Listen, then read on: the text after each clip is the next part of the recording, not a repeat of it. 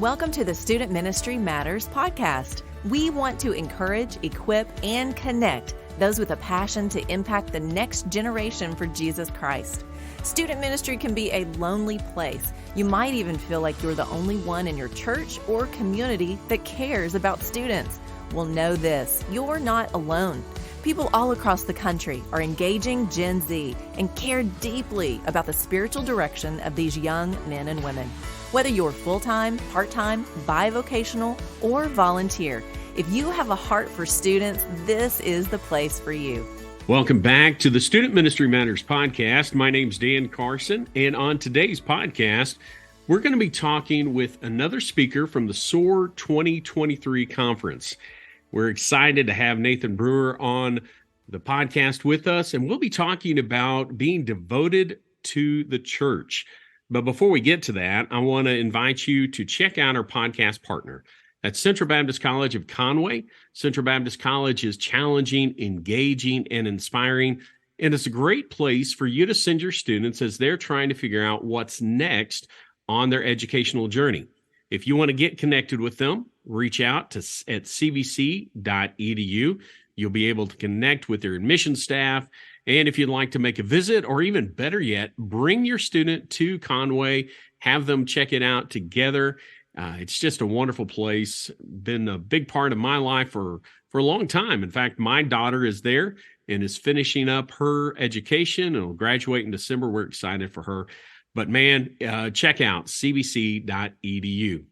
Well, on today's podcast, we have with us Nathan Brewer. Nathan is a pastor in Oklahoma, and he's going to share a little bit about his ministry, his family, and all of those things. But Nathan, we're just thrilled that you're on the podcast with us. Thank you, Dan. Yeah, I'm super excited to be on, and as we've talked a little bit about already, very grateful for the impact Student Ministry Matters has in our association and really beyond across the world. So thanks, Dan. This is one of the first times that Nathan and I have had a chance to be in kind of a public format. So I want to say thank you to Nathan. Before I had the opportunity to take this role as the director for the BMA of Arkansas Youth Department, Nathan had served as that stopgap in between and had kept the department going. And that's a really important thing, as now we're able to minister to student ministry workers that are full-time, part-time, bivocational. So Nathan, thank you for being that guy. I know that they just you were thrust into that position, but thank you so much for that. Yeah, I had no idea what I was doing those few years, and they must have not either by putting me there. No, they did. They were wonderful people, but again, I think seeing the direction that it's gone since you and some from your team have taken over, things are going very well. Thank you, sir. You know, you haven't been on the podcast, and so I want to give our listeners a chance to get to know you. Again, you're going to be speaking at the SOAR 2023 conference, and so if someone wants to know some stuff about you, share that with them today. I'm married to Lindsay. We'll celebrate 12 years next week, and we've got 6 children, 3 boys and 3 girls. From our oldest will be 12 next week. Our youngest just turned 2. And so Lindsay and I met in Conway, Arkansas when I moved there to attend Central Baptist College. She was a student at University of Central Arkansas, and we met through a campus ministry on the campus of UCA. And so we met there 15 years ago. And later got married. Now we're living in Oklahoma City after serving about 5 years in student ministry in Conway. Moved from there up to your part of the state in Arkansas to Rogers for a church planting residency. And from there moved to Oklahoma City to plant a church called Grace Harbor Church. And so we planted about 6 years ago, and things are going well. Well, let me ask, I know that none of us are like, well, what's your title or what's my title? But, I did interview Stephen Castleberry recently, and his title is experienced pastor, which I thought was kind of a wild term. Are you the lead pastor, teaching pastor? When people look to you, what do they say? Yeah. We have tried to instill into our people from day one, as a church plant, that we're really planting as a team. And so really, Thomas is our other pastor. We really just both refer to ourselves as pastors. Have noticed over the years that people do kind of naturally look towards someone as leader, and so I would say that I'm the lead pastor of Grace Harbor. Kind of brought Thomas along with me, and the Lord is obviously who put that on his heart. But Thomas came along, and yeah, we pastor together, and we've got about 3 guys who we're walking through some elder training with, who will also be pastors of our church. And so I'm kind of just the utility church planting. You're a utility man. Yep. And so we mow the lawn, we plant the bushes, we just whatever needs to happen. So really grateful to serve with one of my best friends, Thomas, and yeah, we serve together in this role. That's wonderful. Now, I do want to ask, one of the things that we always ask our new guests is, how did they come to meet Jesus? It's such a great way for us to get to know you on a deeper level. Yep. I was 14, and it was July, because it was the week before our summer student camp. And so it was a Thursday night in July. I was 14 years old, and just really believed the Lord was convicting me, and had really just kind of been drawing me, and came to faith in Christ that night. And that was a Thursday night, and a week later, it was Thursday night at camp. You know how Thursday night at church camp goes. It's kind of like the height of the week. And so, right. But really for us, it was got great memories of Thursday nights at camp. Our student minister always took us, there's a basketball court, and took our whole group down to the basketball court after the evening session. And one of my really good friends at the time, I was probably in, I can't remember, 8th or 9th grade. She was a senior in high school. And she shared that night that a week before, on Thursday night, that she had come to faith in Christ as well. And so, she was really kind of a leader in our group. And the Lord, after really wrestling with a lot of different things like doubt and assurance over the years, and then that night that the Lord really came alive to me, and my faith came alive, to be able to hear from my friend that night that the same night that I had come to faith, that she had come to faith, and we didn't know that about one another. And so the Lord just used a lot of cool things that summer to really give me a whole lot of confidence in Him, and in His ability to save me. And I grew up a pastor's kid, and was kind of saved in the midst of all that. And so, summer when I was 14 years old, that's when I came to faith. One of the other things I do like to ask, because this is a podcast for the full-time, part-time, bivocational, volunteer student worker, who invested in your life during those student ministry years, those teenage years, 6th grade to 12th grade, maybe even into college? Who was someone that made a difference for you? The first person that comes to my mind is Mike Mobley. Mike Mobley. I mentioned Thomas, the guy that I pastor with right now. Mike is Thomas's dad. And Thomas's dad and my dad were on staff together in the church that my dad's still in. They were on staff together from the time Thomas and I were both born. And so Thomas and I grew up together. Our dads were in full-time ministry together. And then Mike was my youth pastor. And so, Mike was just so intentional with discipleship. He was so intentional he was a gifted teacher. He loved teaching. He put a lot into teaching. There's a lot of great youth ministers out there, but I've never seen anybody put the time and investment into preparing a lesson for students as Mike did. He would make these booklets and combined them and all those kinds of things for a bunch of 7th grade kids that just drew a bunch of stuff on them. And so he really poured himself into that. In fact, God used Mike at a SOAR conference in St. Louis, I think in 2004. Mike was kind of the first one that I talked to about my calling into ministry. And so, yeah, lots of great things. Of course, my dad was very influential, very, very blessed by to grow up in a Christian home, but also in a pastor's home who pastored a great church. I hear tons of stories about pastors' kids and the experiences they had, and the Lord was just gracious to me and maybe protecting me from a lot of that. And so both my dad and Mike Mobley were both very influential in my life. Well, that's great to hear. I know both of these men, they're godly men who love people and are always, even now, looking to see how they can impact more people for the cause of Christ. Nathan, let's get on to the subject of the day. You're going to be speaking at SOAR. We're excited to hear from you, especially as a church planter. You're coming at this with a definite perspective, but we're wanting to encourage students to be devoted to church. And so just share with our listeners how you're going to approach that, maybe what you're going to share from, some of the key points, so that as our listeners, if they're going to SOAR, that they can be a little bit better prepared for the times after when they talk to their students. But maybe they aren't going to SOAR. They're not even familiar with what this crazy SOAR conference is. But I think there'll be some things that they could take away from our conversation today.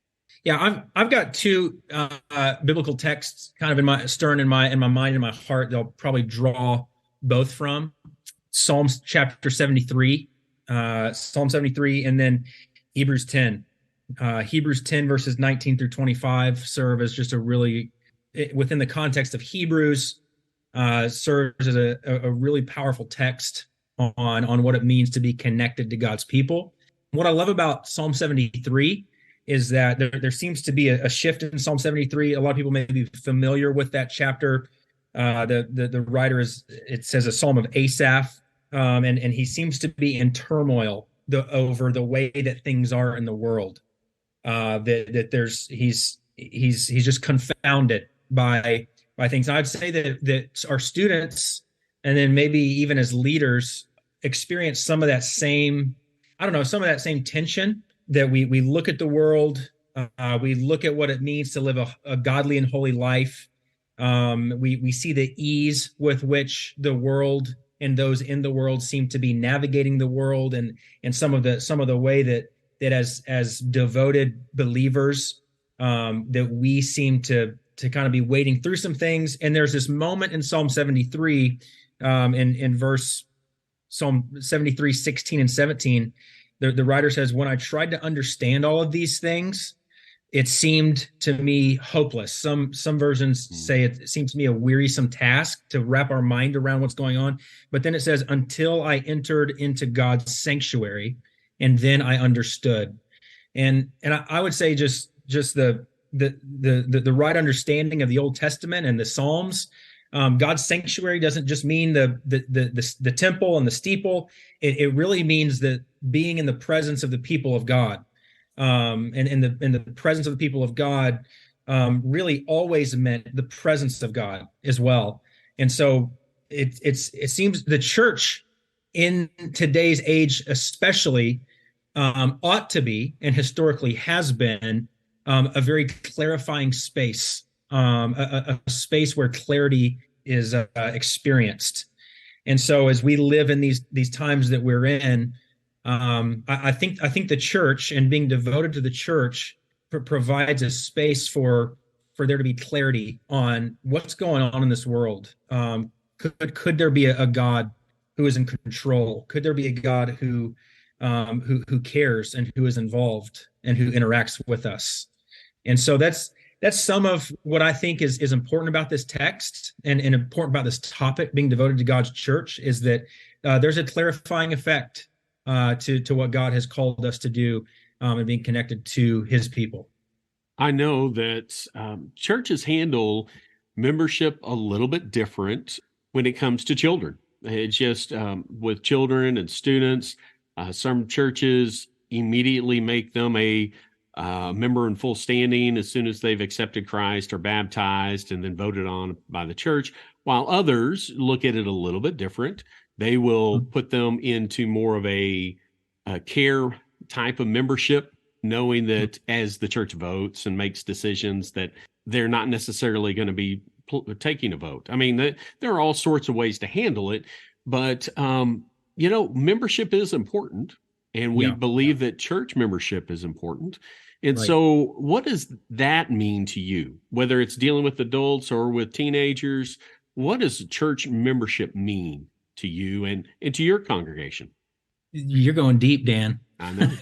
This is a theological conversation, an ecclesiastical conversation.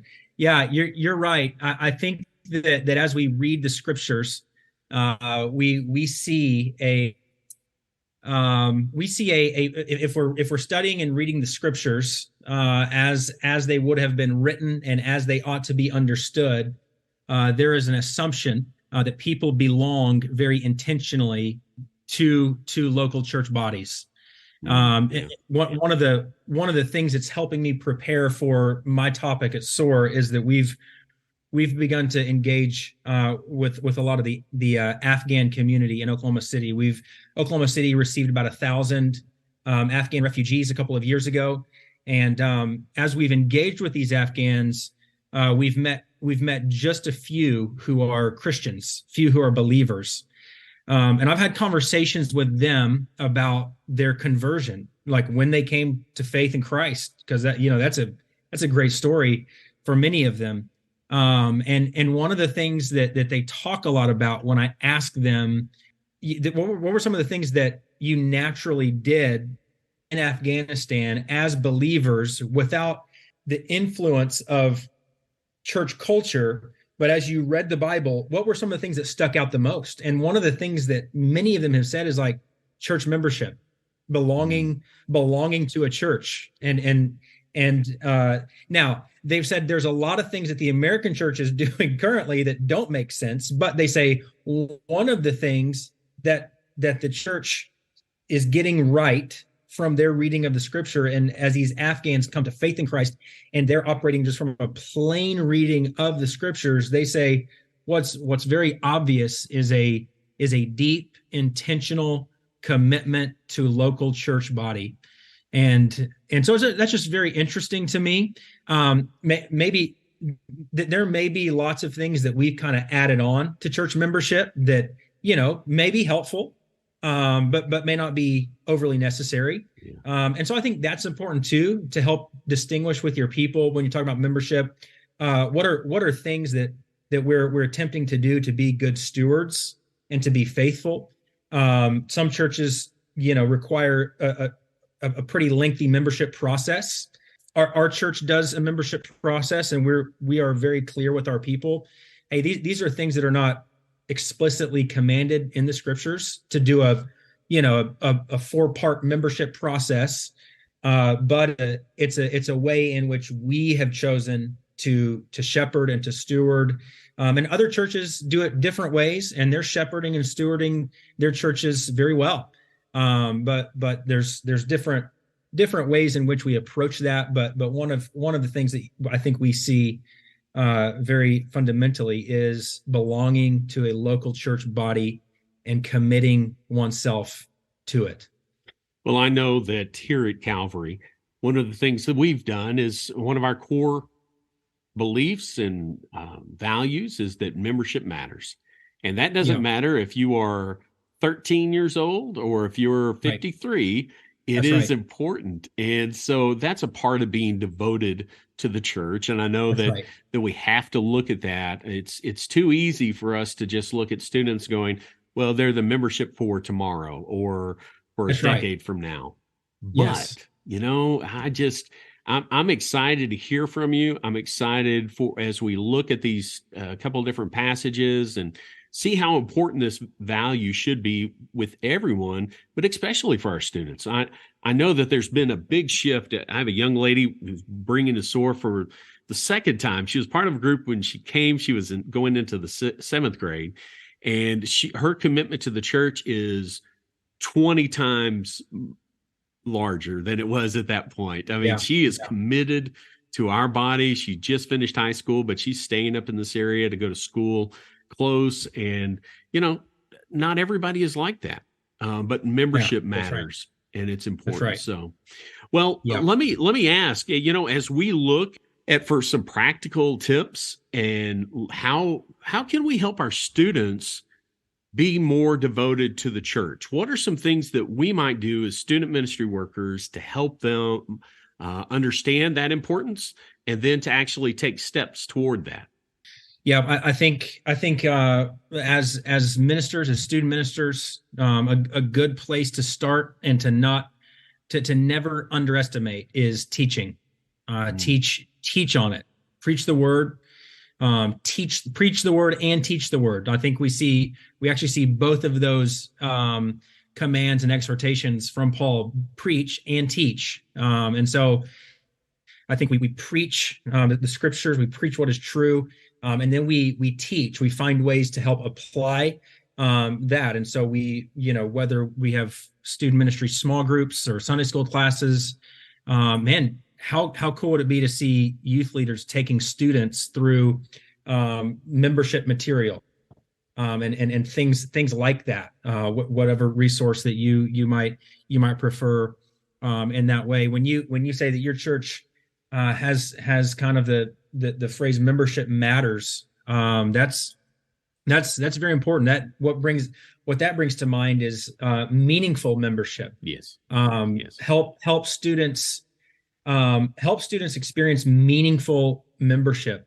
Help students think through what their responsibilities are to one another and to the church. I was having a conversation with my wife yesterday, and there was a particular topic that we were talking about that one lady in her world did not like that was called sin. The topic that we were talking about is called sin.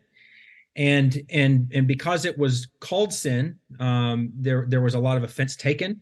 And I think that if we can help people understand that identifying something as a sin in our life doesn't mean that we have to retreat and pull away.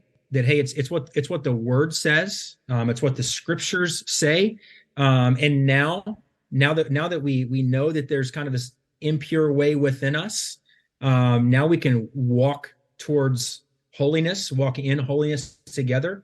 And if we can just help our students see that that's what meaningful membership and maybe even deeper than that, just basic Christianity is walking with one another in these things, that we don't pull back and we don't retreat. I'll give one more story. When I was in the 8th grade, a really, really good friend of mine in our youth group made some really bad decisions in some of his group with alcohol.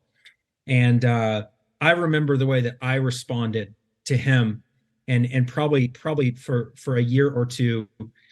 I don't know that I said anything that was hurtful, but I can tell you that I was not willing to walk with him. I was just more upset with him. I was more judgmental towards him, rather than saying, "Hey, let's walk in holiness together. Let's move towards Christ together." And so, meaningful membership. If you can help students see their role in the body and in the local church, I think that's going to be very, very helpful for people. And we preach and teach on that. I'd be curious to hear some of your thoughts on how you're doing that with students and how you've seen other guys doing that with students. I haven't worked with students. It's been about 8 years since I've worked with students. And I don't know if you know this, but 8 years ago was a totally different time for students than it is today. Yes, that's kind of putting it mildly. Things change so quickly in the student world. I've been doing this off and on now for 30 years in ministry, and I've seen the big youth group days and where everybody wanted to be involved with one of those because that's the cool place to be. A lot of fun, a lot of games, a lot of activity. And really what I'm seeing now is a desire to be real authentic, to be to understand, to be loving and kind and relational. I see that's where the value is for us to love on our students.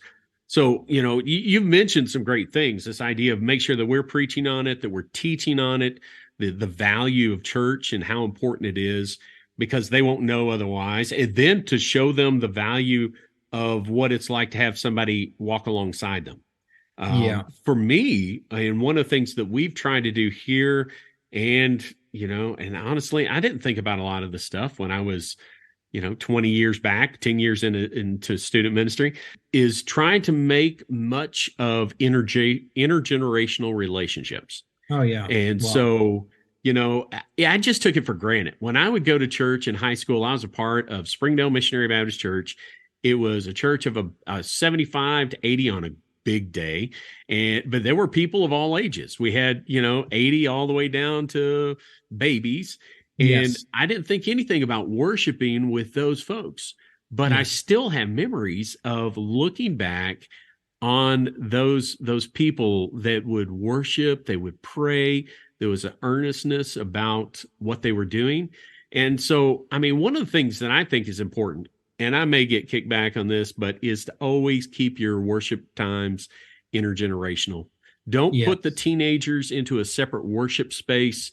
They need to see that they're a part of the body, and then they'll start seeing that value, because you'll have somebody who's not your grandma say, "Hey, I've been praying for you," or somebody who's not your parent saying, "Hey, how's school going?"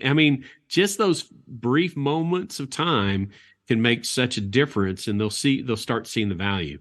Now, I know we have kids and students who are a part of, their parents just aren't a part of church. I was one of those. My high school years from 15 to 19, pivotal point in my life, but my parents and family weren't in church. My wife, same thing, totally different areas. But it's always cracks me up when students say, "Well, I didn't want to come," or "I couldn't get a ride there." Both the two of us figured it out. and we wanted to have, and God, was developing that relationship with each of us in his own way. And so, we weren't, she was in Little Rock, I was in Northwest Arkansas. But it's funny how God pulled us together. And so we see great value in that. Want to encourage that sort of growth. So, Dan, there's all sorts of things. What you got for us? Yeah, you're really onto something that's very good. And you're identifying something that we were kind of forced into. We did not do it intentionally, but as a church plant, when we planted our church, there were 4 kids, and they were all 4 mine, and they were all under the age of 4 at the time. And so for the first 6 years of our church plant, church plants don't come in a some do. Our church plants did not come in a box. So there wasn't a youth group. We didn't have a youth ministry. We didn't have a youth leader. And so really, just as our church kind of grew and developed, one thing that stayed the same, somewhat intentionally and somewhat not, is that kids just remained a part of our main worship time, and even our small group. So it's what we do as a church. People ask us all the time, what do y'all do? We have a Sunday morning worship service, and then we have community groups throughout the week. And that's it. We'll do several outreach events, and there's lots of some natural things going on. But one of the things that stayed the same until the Lord opens up an opportunity for us to have a more dedicated student, rhythm and student ministry as a church plant is that kids have just been part of our service.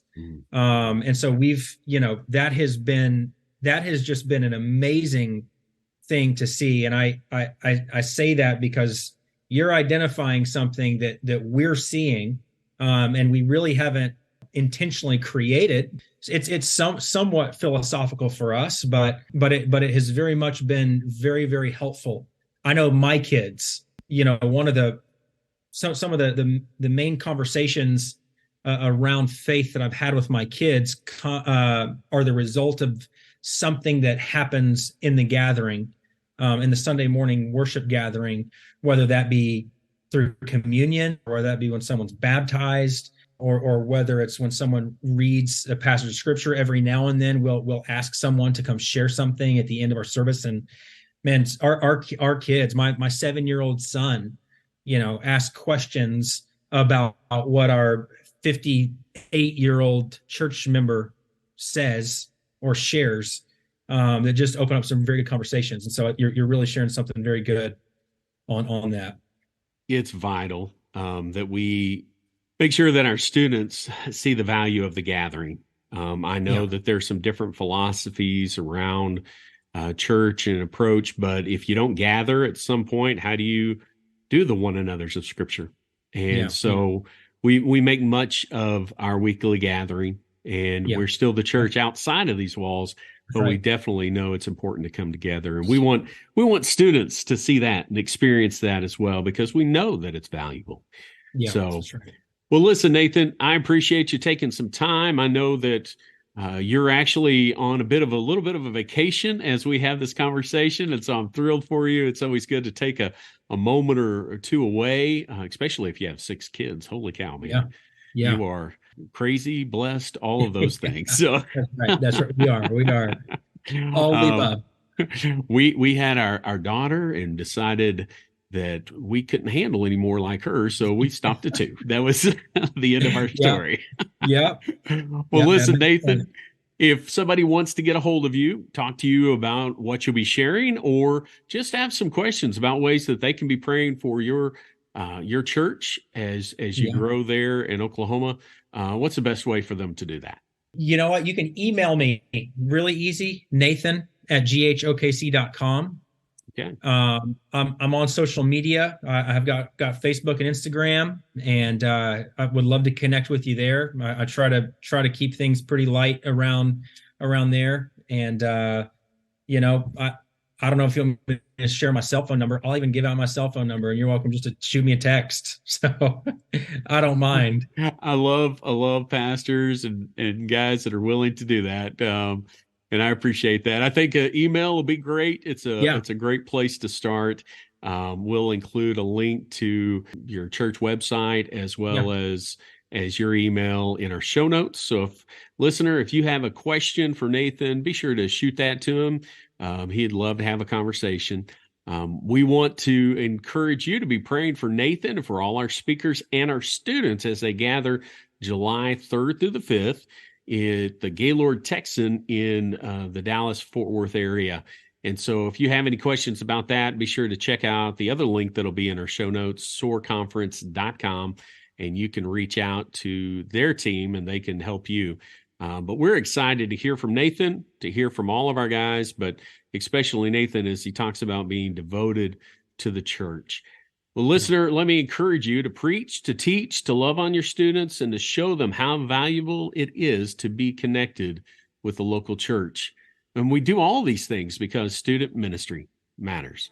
Thanks for listening to the Student Ministry Matters podcast. Get connected at studentministrymatters.com or follow us on Facebook and Instagram at Student Ministry Matters.